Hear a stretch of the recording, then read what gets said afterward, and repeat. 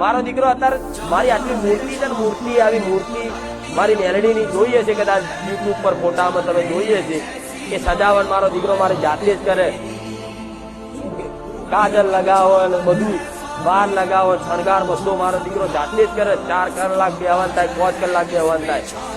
શિયાળામાં છે ને થોડું પાણી ઠંડુ પડ્યું ને, માતાએ તરત કીધું, જોજે દીકરા હો તું ઠંડુ પાણી ના રાખતો, ઠંડી બહુ છે.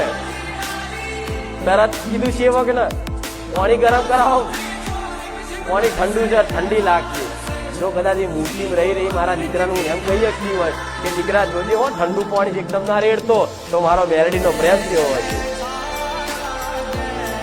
આ માનવામાં આવો બધી વાતો તમને, તમે વિશ્વાસ છે એટલે બોલો, નકર ખોટામાં બોલું, મૂર્તિમાં બોલું, ચૂંટણીમાં બોલું, પણ હું મેરડી બોલ્યા વગર રહું. પણ આવો થઈ જાઓ, એકવાર વાલા બની જાઓ મારા, વાલા બની જાઓ. પણ આજ વાલા નહીં, સગા વાલા બની ના હોય. મારી અમે ફલાણા હગા થઈએ, ફલાણા હગા થઈ, એટલે હગા મેલો વાલા બનો ખાલી. સાચી વાત નહીં? અહીં ઓળખાણ કોઈ નહીં, ઓળખાણ થી આવી જશો તો તે મોટા ફેરા થશે, એ કશું મળશે નહીં. સાચી વાત નહીં?